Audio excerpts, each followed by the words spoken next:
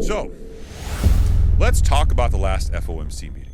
And let's talk about something very interesting that happened. This, according to CNBC, Fed Governor Bowman explains dissent on a rate vote, says she's worried about inflation.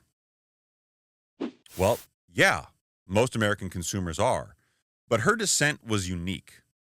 And I know just because she has a difference of opinion, you're thinking, well, Chris, what does that matter? Well, let me explain. It's more than just somebody saying, you know what, I don't think we should cut 50 basis points, we should cut 25. It's actually very meaningful because it doesn't happen that often.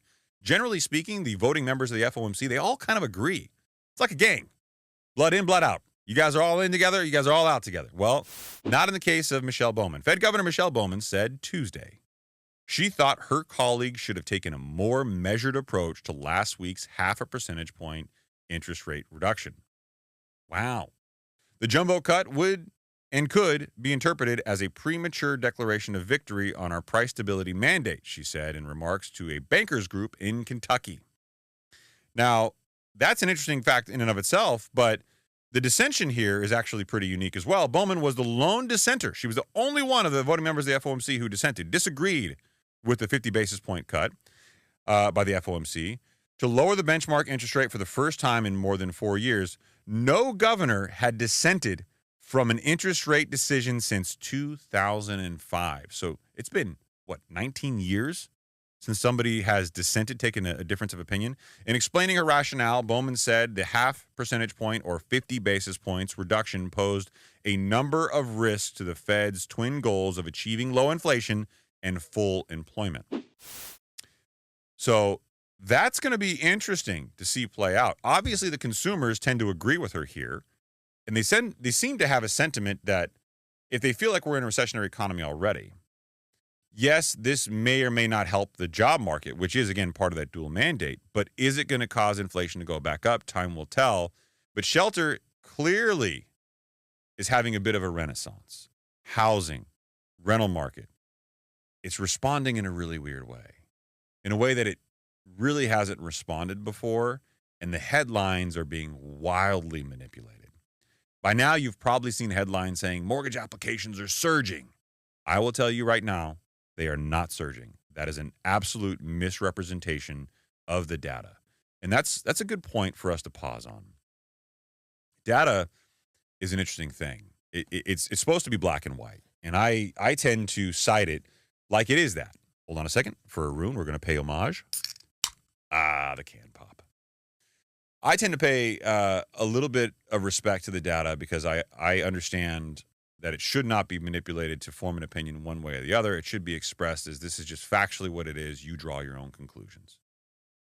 And a lot of times when I post stuff to social media, which I think is a good litmus test for how society at large responds, and I try to parse through the bots and, and the troll comments and stuff like that. But generally speaking, people want to tweak the narrative to fit how they feel.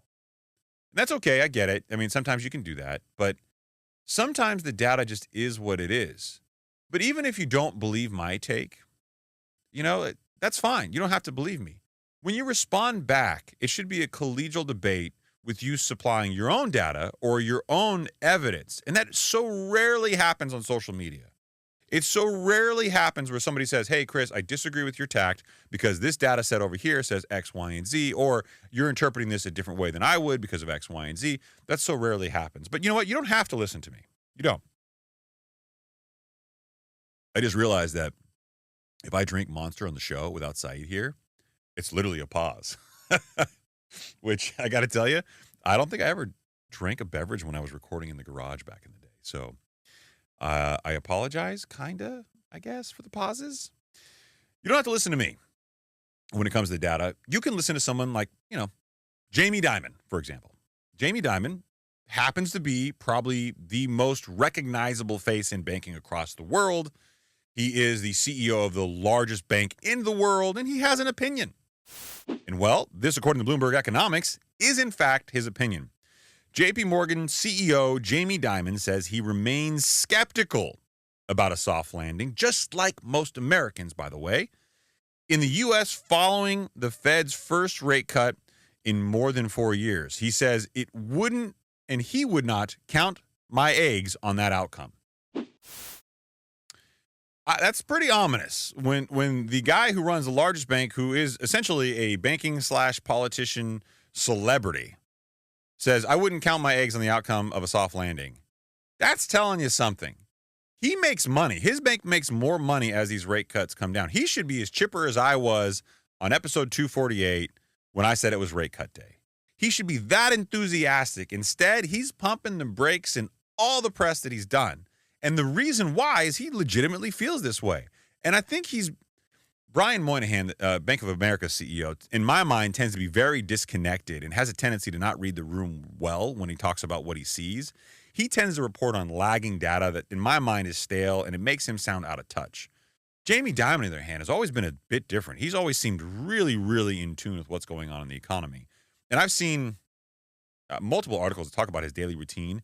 He constantly is reading economic data from news sources. And it's a lot of the reason that I do it to this day. Now, I read from social media and places that I think are more accessible to someone my age and demographic. But, he's reading Financial Times and New York Post, and he has a different hierarchy of what he thinks is more important based on their bias and their historical reporting because he's read them for so long. But if you ever get a chance to Google that or search that to see what his morning routine is, I'm sorry to say he's not cold plunging in the mornings. He's not getting a lift in, but he has a morning routine with which he reads a lot on the economy. And I think it shows in his statements.